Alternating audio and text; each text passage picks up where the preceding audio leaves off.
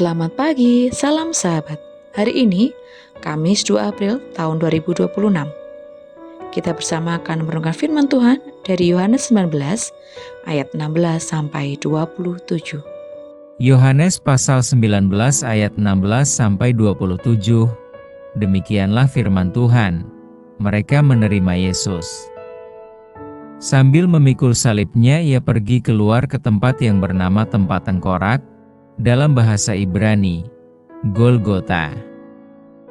Dan di situ ia disalibkan mereka, dan bersama-sama dengan dia disalibkan juga dua orang lain.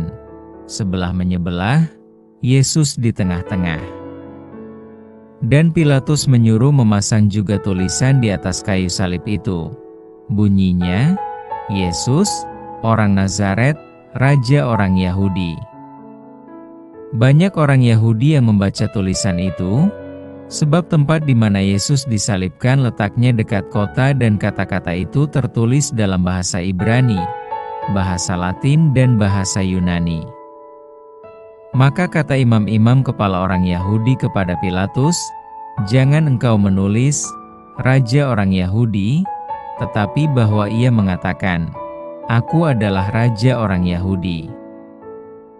Jawab Pilatus, "Apa yang kutulis, tetap tertulis." Sesudah prajurit-prajurit itu menyalibkan Yesus, mereka mengambil pakaiannya lalu membaginya menjadi 4 bagian untuk tiap-tiap prajurit 1 bagian, dan jubahnya juga mereka ambil. Jubah itu tidak berjahit, dari atas ke bawah hanya 1 tenunan saja. Karena itu mereka berkata seorang kepada yang lain, "Janganlah kita membaginya menjadi beberapa potong, tetapi baiklah kita membuang undi untuk menentukan siapa yang mendapatnya. Demikianlah hendaknya supaya genaplah yang ada tertulis dalam kitab suci.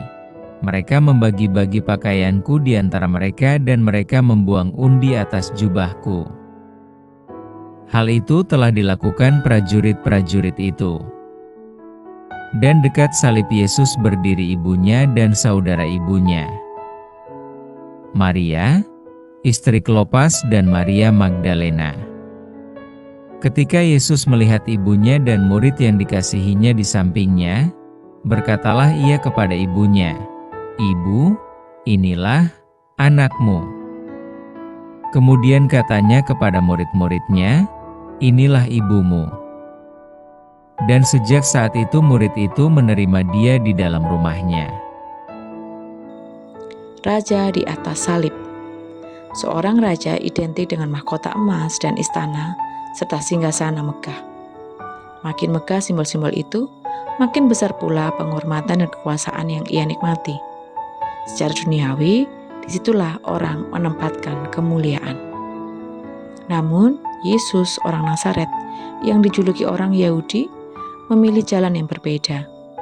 Mahkotanya terbuat dari duri, lihat dalam Yohanes 19 ayat 2. Ia tidak dibawa ke istana, tetapi ke tempat yang disebut tempat tengkorak ayat 17, di luar kota, di mana penjahat disalib, dihukum di sana menurut hukum kekaisaran Romawi.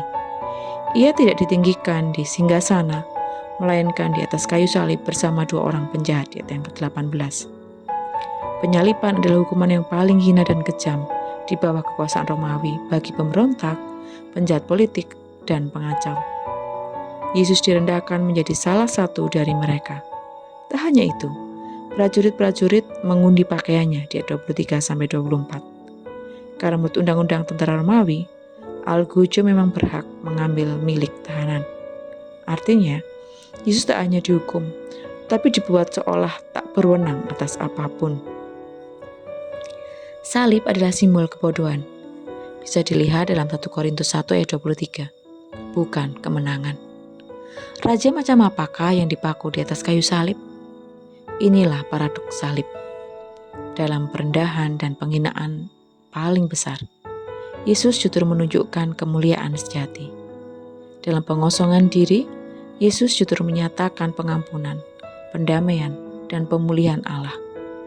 Salib mengungkapkan bahwa kemuliaan Allah tidak dibuktikan lewat kemegahan dunia, melainkan melalui kasih yang mengorbankan diri, ketaatan kepada kehendak Bapa, dan kerendahan hati yang mengalahkan keangkuhan dunia. Kristus memperlihatkan bahwa kerajaan Allah dibangun di atas dasar pengorbanan, bukan pencitraan.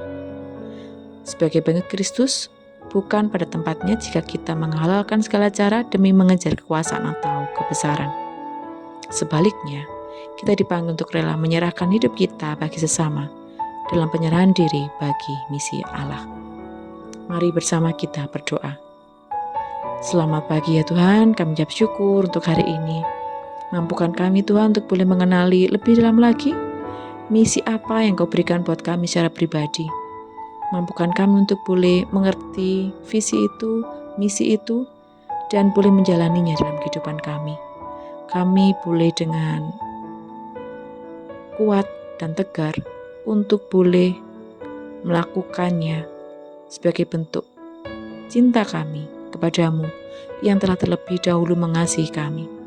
Mampukan kami mengorbankan diri dengan penuh kasih, taat penuh kepada kehendak-Mu, dan rendah hati, supaya kami tidak sombong dalam dunia ini.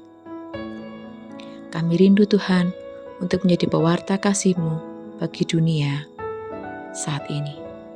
Di dalam nama Tuhan Yesus kami berdoa dan menyerahkan hidup kami. Haleluya, amin. Selamat beraktivitas, Tuhan Yesus memberkati.